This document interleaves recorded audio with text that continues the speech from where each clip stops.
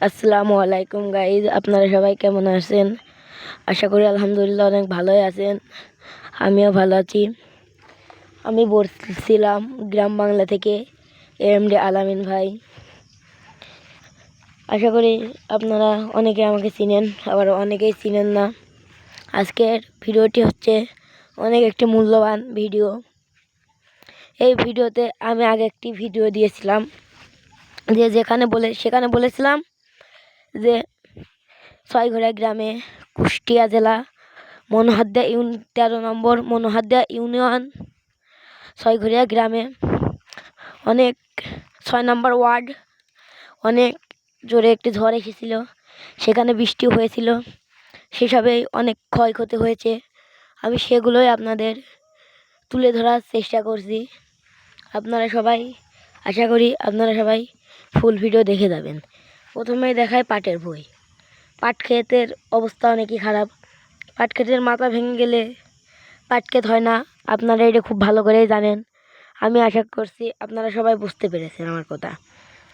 এই পাট ক্ষেত যদি একবার লস হয়ে যায়, কৃষকরা কী করবে? এই যে এত জোরে ঝড় হচ্ছে, কৃষকদের অনেক ক্ষতি হচ্ছে, অনেক লস হচ্ছে। তাই বলি, আপনারা সবাই চাষাবাদ করেন যারা, তারা ভিডিওটি দেখতে থাকবেন। ধন্যবাদ। আপনারা সবাই আমার সাথে।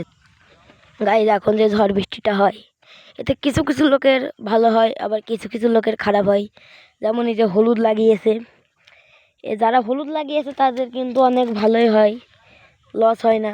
এই যে আমাদের গ্রামের খেজুর গাছগুলাই খেজুর ধরেছে, আপনারা সবাই দেখতেই পারছেন, অনেক সুন্দর সুন্দর খেজুর। তারপরে এই পুকুরের বাউরিটা দিয়ে তাল গাছ আছে অনেক, আপনাদের আশা করি সবই দেখাবো। হলুদের ভুঁইয়া অনেক ভালো কাজই হলো, সেচ আর দেওয়া লাগলো না। সেচ দিতে গেলে কিন্তু অনেক কষ্ট হয়, বুঝেছেন? আপনারা সবাই দেখতে। এই পুকুর আবার অনেক ভালোই হলো, কারণ এই পুকুরে পানি অনেক কম ছিল। টানা 7 ঘন্টা বৃষ্টি হওয়ার পরে এই পুকুরে 1 হাত পানি হয়েছে। এই 1 হাত পানিতে পুকুরওয়ালার অনেক লাভ হলো, পানি আর দেওয়া লাগলো না। পানি দিতে গেলে অনেক কষ্ট হতো, সেটা আমরা খুব ভালো করেই জানি।